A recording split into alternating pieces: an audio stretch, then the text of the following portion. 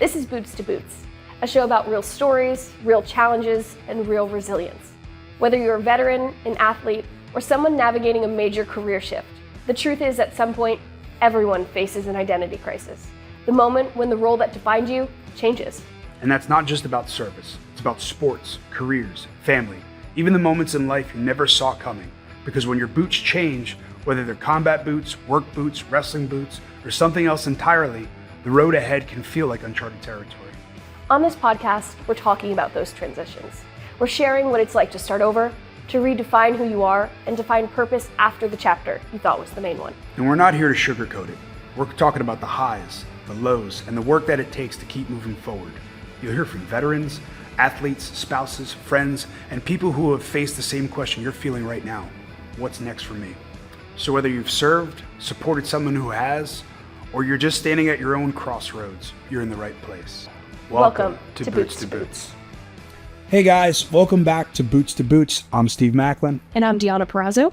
In the last 2 weeks, we've talked about my story and my life from transitioning from the military and the Marine Corps to professional wrestling, and the theme was discipline. And this week, we're flipping the script. We're going to talk about my story, how I got into professional wrestling, what it's taken for me to find success, and what it was like stepping into the role of being a veteran spouse, which I think is different than being a military spouse.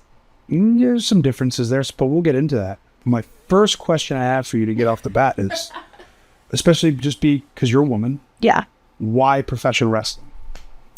I grew up watching wrestling. I have a twin brother, and the first time I recall seeing wrestling was I was grounded, was not allowed to watch television. And I went downstairs in my house and I was going to put my laundry in the basket in the laundry room.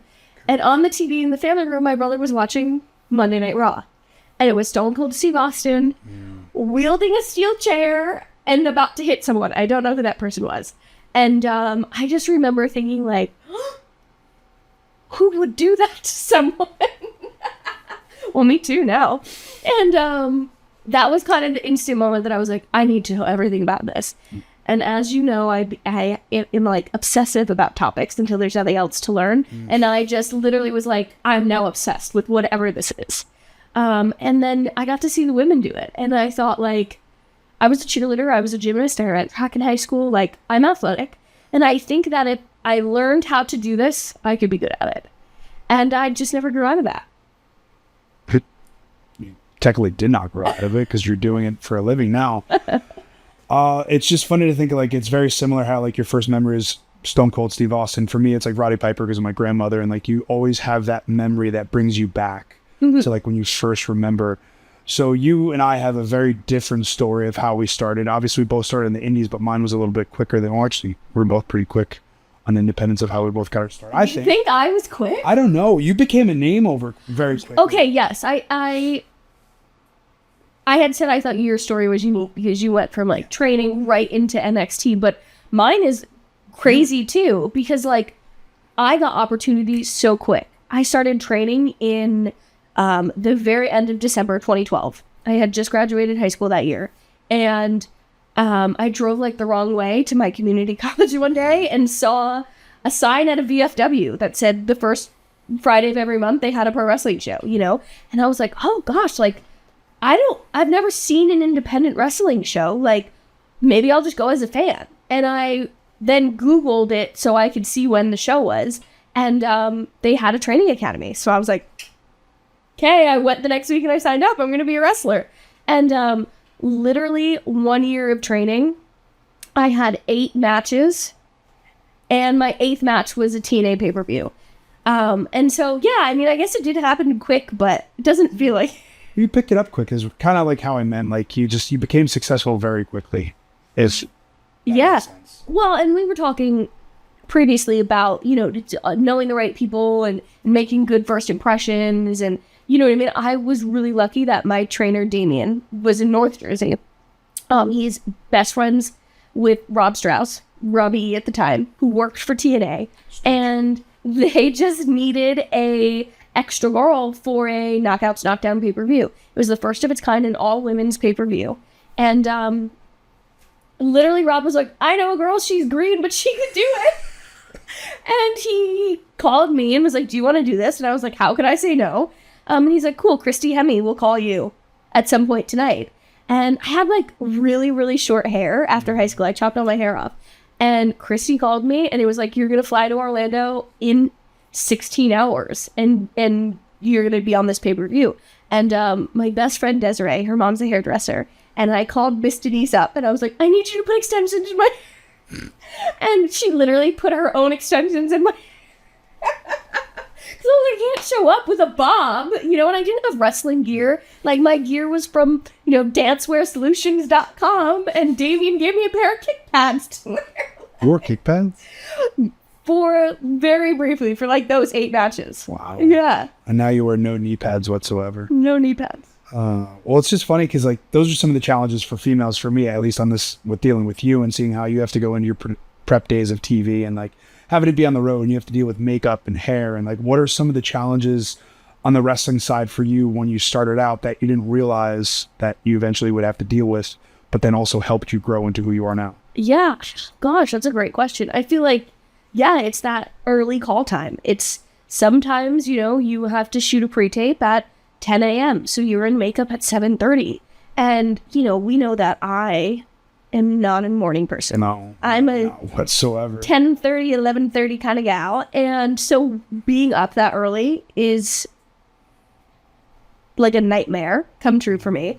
And especially when I was at TNA, like that was the makeup schedule. There was 2 makeup artists. So someone's got to get that 8 a.m. slot. And for the majority of my time at TNA, it was me.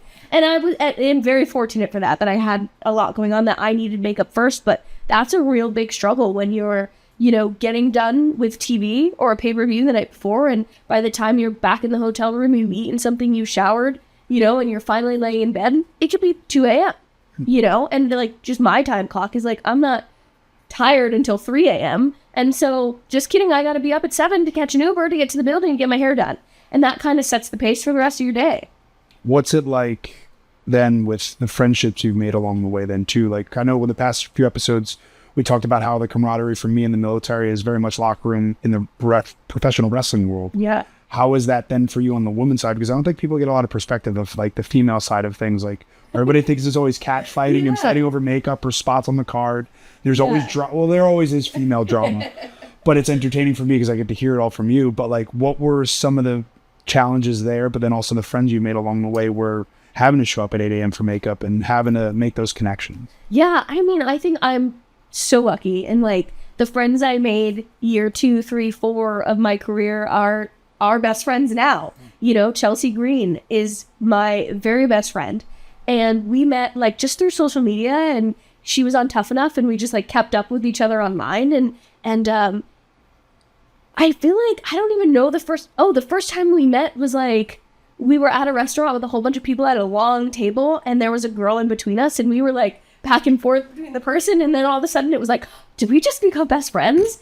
And for like a year and a half I hadn't seen her, and we would text here and there, but she literally was like, I broke my collarbone in India and I'm ready to get back in the ring. Can I come live with you? And it's like, yeah. You know, and I was working full-time as a teacher. You know, I lived with my boyfriend at the time. I didn't have an extra bedroom, but I was like, as long as you don't mind crashing on our futon, like, you can drop me off to work in the morning and have my car and do your thing. Pick me up at 6. And she was like, cool, done. You know, so, like, I feel like I made really, really great friends. Karen Q, who's Wendy 2 in NXT. Tasha Steeles, who works with you at TNA. Like, those 3 people in particular have been with me since day one, and it's never been catty. And you're right, I think women get a really bad rap for like, we're backstabbing and we're mean, and I got to that point where people were like that, but I'm not that type of human being, and I don't see other women as my competition, and I have a really great core group of girls who you know now that we don't treat each other that way. They're all my friends now too, and that's the fun part. Yeah, Chelsea is the entire reason I got to go to Japan for the first time. She did it, and I was like, oh, I'd love to do that one day. And she was like, here's the guy's email. Email him. You know, we've just never gate kept, is that a word? We never kept anything from each other. It was always like, this gear person's good. This makeup's good. Oh, do you want to do this? We should do this together. let's get each other bookings. You know, how many times have I wrestled Karen? I couldn't even count, you know? You've told me the steel chair story so many times of how you got your eye busted. Isn't that what Karen, or was it the suicide dive? No, Sumi Sakai busted. Oh, okay. I'm sorry. I thought it was Karen's. No, but Karen did hit me with a steel chair once at Ring of Honor, which I'll have to show you the clip later because my selling was top tier. Okay. With those challenges, obviously you made the friendships along the way, and then it led to us eventually meeting down the road. Yeah. It's funny how we've have so many connections and friends and family, and we would eventually cross paths if I didn't go to WWE at the beginning of it. But like now that we're old, like where we are in life now, and the connection we have with Eddie, with Damien, with Strauss, like we all have our own connections, and that's the fun part about wrestling. What do you think? It's a question I'm like kind of looking for. Lost my train of thought. Sorry. No, it's so funny. Like, we just have so many connections. It's just funny how small of a world wrestling is. Yeah. And then eventually when we did get together, like with those relationships, now we're all best friends. We all get to hang out together. We're all spending holidays together. And that's the camaraderie on the road. And like, how have you seen that compared to the things I've told you from my military experience? That's kind of what I was trying to get to. Yeah. From my military experience, how would you see that and view that? I think that, and obviously correct me if I'm wrong, but like, I feel like your best friends when you are in the military are still your best friends, but you are all like, okay, we're all going to go to Paris Island and we're all going to live there and, or camp, you know, and then we're all going to go where we're going to go. And now we're all in on Camp Lejeune, right? And once you leave, then it's like, you know, you're back in New Jersey and, you know, like your two best friends with the military are still in. So, you know, Dave lives in Jacksonville. Marcus lives in Jacksonville, but like, there's not a time when you can all get together. You know what I mean? It's not like wrestling. It's like, okay, Chelsea lived, you know, in Vancouver, then Calgary, then Florida. And then we moved to Florida. Like, there will never be a point in your life where like Marcus will move his wife and his 4 kids to Orlando, Florida. You know? So I feel like that's the difference where maybe when you got out of the military, it was like, poof, everything is gone. Your community's gone. You know what I mean? Where in wrestling, every week you're meeting back up with that community, regardless of where you are, because you're on a show with someone you know, or you know what I mean? You get to travel the world and you know, we've gotten the opportunities to wrestle, you know, in North Carolina, where you get to go meet up with Chance and you guys do a hunting weekend, and that's more rare for you than it is for me and my friends. Okay. Yeah. So I was thinking too, and I wanted to touch on this in, you know, earlier episodes, and that's not where the conversation went. But like how we got together, and like Steve is a DM slider, everybody. But he slid into my DMs and he asked me like, hey, my mom works at the hospital with this person who went to high school with your mom. Like, do you know her? And I was kind of like, I don't know, dude. Like, I'd have to ask my mother, you know? Start the conversation. Right. But the more we started talking, like, and I tell everyone now, if you believe in fate and you believe things are meant to be, Steve and I were meant to be together. Because our worlds were just so interconnected, not just because I started wrestling in North Jersey and you were from North Jersey and then you went to South Jersey and we knew a lot of the same wrestling people, because like we also know a lot of the same like real life people. Yeah. And our families are weirdly interconnected and would go to the same restaurants and lived in the same towns. And like, I think that's such a special part of our relationship. Not just that we've been able to like blend the military world with the wrestling world and my best friends became yours and vice versa, but like that our families are friends and have been for way longer than we've known each other. Well, especially you talk about your hometown, like with your hometown then from where you come from, it's a big military town. Yeah. How were your military views then before? I know how they were, but like, tell our audience obviously how your military views were different then to now. Yeah. I feel like something a lot of people don't know is that like I do have people who served in the military in my family. And I was so upset that that's something I didn't bring up in our Tunnel to Towers thing. Like, my grandfather served in World War II, you know, he was in the Navy. And my dad, I think always, like, my dad had to drop out of high school and get a job at like 15, you know? So I think that, I don't know if he would have joined the military or not, but I think he sees a lot of maybe what he wished he could have done with his life in you and how much he respects you. You know, and so he always kind of ingrained that in me and my brother as well. My brother we were talking off camera about, some of the surgeries he's had and the back problems he had. He wanted to be a Marine so bad since he was young. And because he's the only child and he had back surgery at 18, wasn't able to move forward with that. And so I know that was like a really hard thing for him to handle. I think that my family always just appreciated it. But then I grew up in a town that it's not until I got older I've realized how much they appreciated our military and how many people I knew or still know that had enlisted. And, my high school gym is named after the Freedom Gym. It's named after someone who lost their life in Iraq. Tunnel to Towers actually built another person that I think he was a senior when I was a freshman, who lost his legs in Iraq. And they built him a handicap accessible home. And so that connection is there. We'd run 5Ks for people that served in the military and didn't make it back. I dated someone who became a Marine and then was discharged after boot camp. Not for everybody. So I think that, it was so, then there was so much influence in my life before I even realized it. And it wasn't until we got together and I, took on that part of you as part of me that I was like, oh my gosh, wait, this has always been me. I just never knew it. So getting to us, like when we did get together, it took me a while. Actually, it didn't take me a long time at all. I opened up pretty quickly with you just because, I don't know, I just felt comfort. And it's obviously why you're my wife. But it's just finding that comfort and finding that person that you could talk to and vent to and just let your emotions out. And I know there's the days that I have where I don't want to talk about it, but you kind of know something's wrong. Like when I started opening up to you, like what stood out to you that I did or didn't do, if that makes sense. Yeah. I feel like I didn't want to push you to tell me anything. Like, I don't love you because you're a Marine. Like, I love you because you're you. I just also love that piece about you. And I think that, like, I didn't want you to feel uncomfortable or feel like I was pressuring you to tell me about that part of your life. I wanted it to be organic if we got there. And it was. And I think that, I hope that's part of why you felt so comfortable. Is I just was like, Chelsea was not that way. Chelsea was like, and tell me about your tattoos and what does that mean? And but she's from Canada and she's like, I don't know. Chelsea's the type of person that'll come up to me just like most people, like, so did you kill anyone? And it's just like, you don't lead with that. Please don't. Yeah. And I'm like kicking her under the table, okay. But I wanted it to be on your time and I wanted to like figure out those pieces of you when you were ready for me to figure them out.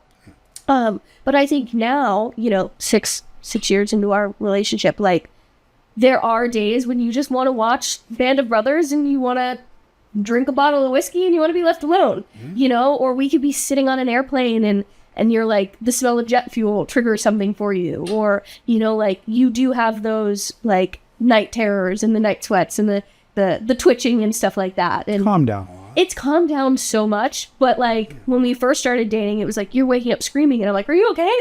Like, and I don't know, I've never experienced that either. And so I feel like, when I give the distinction, like, no, I'm a veteran spouse, I'm not a military spouse. It's like, I'm dealing with the effects that the military left on you, not what you're dealing with while you're in it. You would have been a good military spouse. No, I don't. I think well, dealing with death, I think it would have probably been a different thing towards you then. That would have been a life experience and different for you there.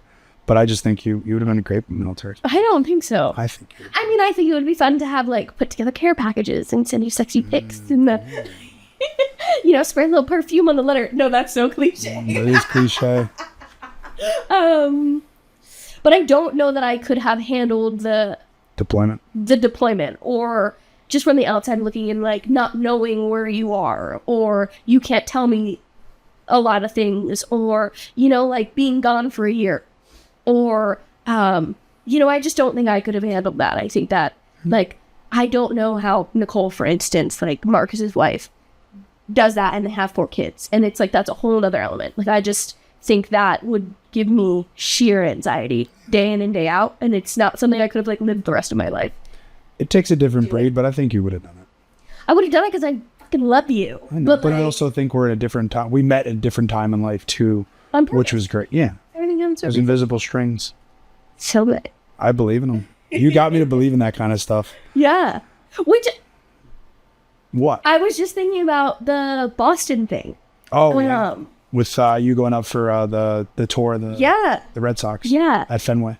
And just being there and seeing, you know, the guy who was in your company and his sticker. That somebody put the memorial sticker on there. Yeah, it was his purple heart sticker, but he passed away. He was killed in action. Yeah. Zarios. Yeah. And it is funny though, like we think of those moments, and you couldn't be there in Vegas for when I won the international title, and like I wanted you there selfishly, but obviously you had to go somewhere else for work, and I just like those big moments, and I always want you there, a part of it. So it was just kind of cool, one of those invisible strings. What's part of it? Yeah, I know.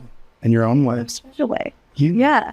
And I think also what's cool is too, like, we've been able to take your friends from the military and like integrate them in our lives. Like, actually, the pictures are printed here, but you know, we got married on November 10th, the Marine Corps birthday, which worked out perfectly for me, so I'll never forget it. Well, we were also able to celebrate that, and there was, you know, so many people that you served with at our wedding, and you know, Marcus gave a speech, and we sang the Marine Corps hymn. Yeah, and like, I don't know, I remember like watching my dad do that, and how, like, you know, he's like Papa P with like my son-in-law.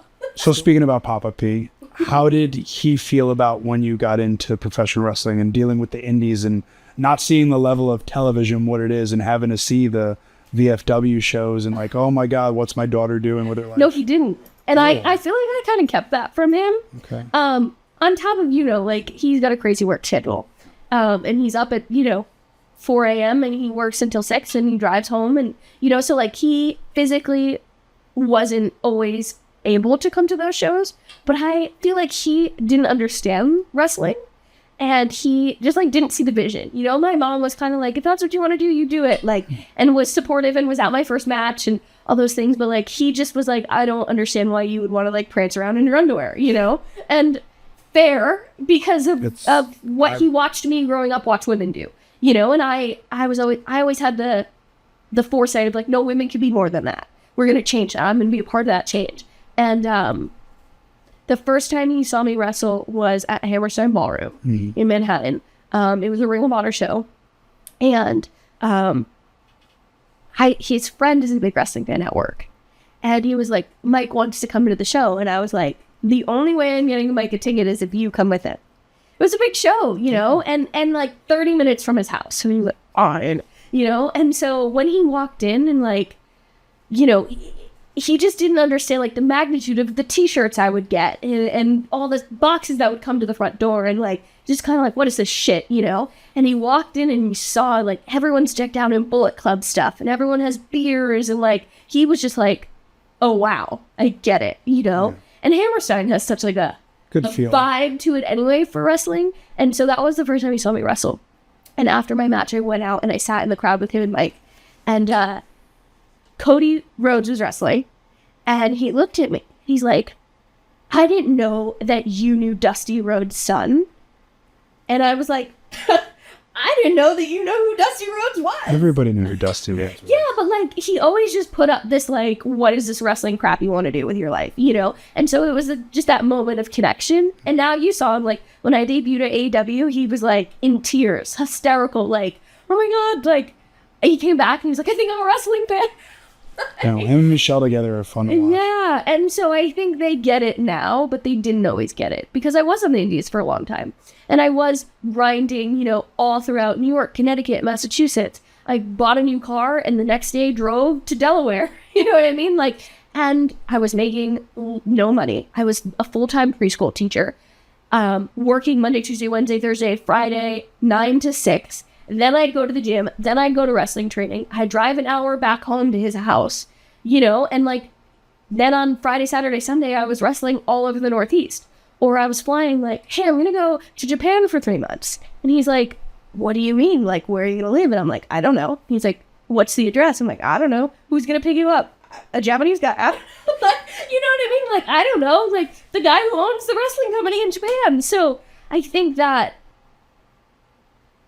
as wrestlers, we put ourselves in these like crazy positions that non-wrestlers don't understand. And once he kind of saw it start going and see how I got busier and busier, he was like, oh wow, you're something, you know? And like, but it took a while for him to see the vision. Yeah, it's also seeing the grind, and not every parent wants to see their kids struggle and have that grind to get to where they want to be in life. And that's also the fun part of it, because we talked about it with my parents and seeing how I came up in the indies. not really the indies, but like how I dealt with the Monster Factory, where they saw me on a few shows. And then like my mom was like, this is really what you want to do. And my dad knew at the time, he's like, if you want to do this, give it full effort. Yeah. And it's good to just have that moment now when we're older and we're married and just, we have this house, we're filming a podcast here in the house. Like they see the success story and they're like, okay, cool. It was all worth it. And like, that's all they ever want. And that's all anybody wants in their kids. Yeah. And I think that, you know, the same point that your parents had of like, okay, now it's WWE, like now it's real. I think I moved out of my dad's house and I moved to Florida in 2018. And I was like, they want to sign me, you know? And then you met me. But I think that he saw those transitions of like, I was wearing the teacher boots to be able to afford to be an independent wrestler.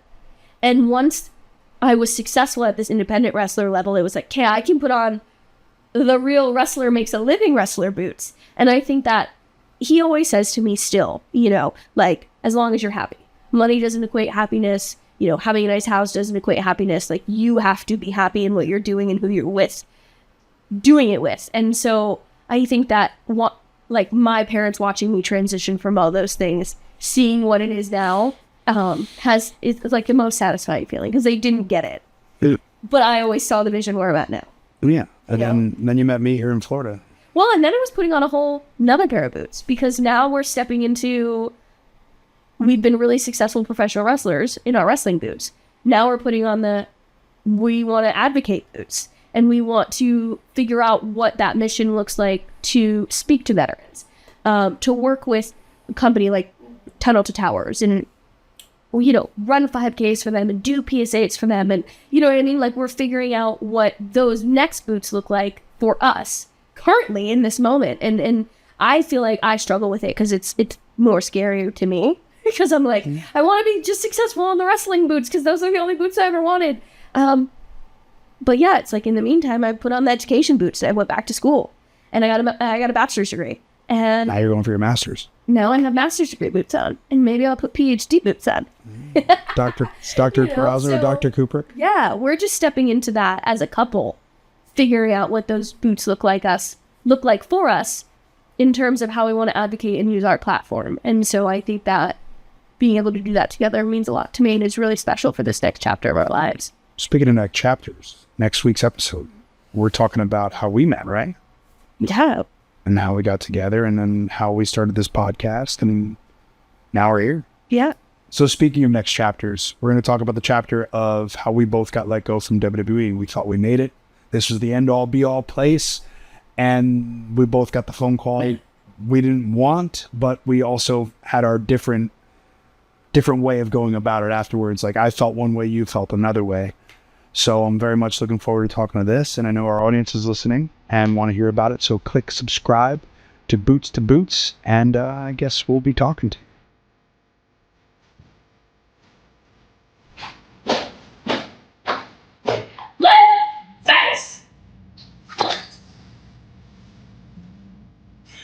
Thank you for listening. Thank you for watching. Please like, subscribe, and listen wherever you get your podcasts. This is Boots. We'll be talking to you. Addy, soldier. Let's worry.